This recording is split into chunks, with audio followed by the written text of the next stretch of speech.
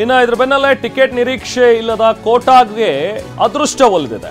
ಬಿಜೆಪಿಯಿಂದ ಕೋಟಾ ಶ್ರೀನಿವಾಸ್ಗೆ ಲೋಕಸಭೆಗೆ ಟಿಕೆಟ್ ಸಿಕ್ಕಿರುವಂಥದ್ದು. ಹಾಲಿ ಎಂಎಲ್ಸಿ ಆಗಿರುವಂತಹ ಕೋಟಾ ಶ್ರೀನಿವಾಸ್ ಪೂಜಾರಿ, ವಿಧಾನ ಪರಿಷತ್ನ ವಿರೋಧ ಪಕ್ಷದ ನಾಯಕರು ಕೂಡ ಆಗಿರುವಂತಹ ಶ್ರೀನಿವಾಸ್ ಪೂಜಾರಿ ಎಲ್ಲೂ ಕೂಡ ಎಕ್ಸ್ಪೆಕ್ಟೇಷನ್ಸ್ ಇರಲಿಲ್ಲ ಇವ್ರಿಗೆ ತರ್ತಾರೆ ಅಂತೇಳಿ. ಎಲ್ಲೊಂದ್ ಕಡೆ ಸಿಟಿ ರವಿ ಮತ್ತು ಶೋಭಾ ಕರಂದ್ಲಾಜೆ ಅವರ ನಡುವಿನ ಮುಸುಕಿನ ಗುದ್ದಾಟ ಏನಿತ್ತು ಅದರಲ್ಲಿ ಮೂರನೇ ಅಭ್ಯರ್ಥಿಯನ್ನಾಗಿ ಬರ್ತಾ ಇದ್ದಾರೆ ಅಂತ ಅನ್ಸುತ್ತೆ.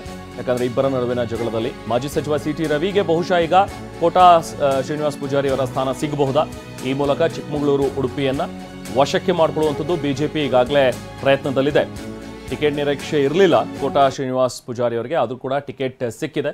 ಸೊ ಬಹುಶಃ ಇಲ್ಲಿ ಒಂದು ಕಡೆ ಶೋಭಾ ಕರಂದ್ಲಾಜೆ, ಇನ್ನೊಂದು ಕಡೆ ಸಿಟಿ ರವಿ ಇಬ್ಬರ ನಡುವಿನ ಕೂಡ ಒಂದು ಪೈಪೋಟಿ ನಡೀತಾ ಇತ್ತು.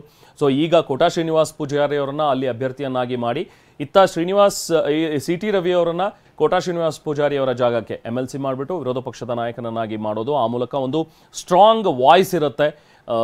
ವಿಧಾನ ಪರಿಷತ್ನಲ್ಲೂ ಕೂಡ ಯಾವ್ದಾರದು ವಿಚಾರಗಳನ್ನು ಮಂಡಿಸುವಂಥದ್ದು, ವಿರೋಧ ವ್ಯಕ್ತಪಡಿಸುವಂಥದ್ದು. ಸೊ ಅದಕ್ಕೆ ಸಿಟಿ ರವಿ ಅವರು ಸೂಕ್ತ ಅಂತ ಹೇಳಿ ಹೈಕಮಾಂಡ್ ಮನಗಂಡಿರ್ಬೋದು. ಬಹುಶಃ ಹಾಗಾಗಿ ಸಿಟಿ ರವಿ ಅವರನ್ನ ತರುವಂಥ ಒಂದು ಆಲೋಚನೆ ಇರಬಹುದು.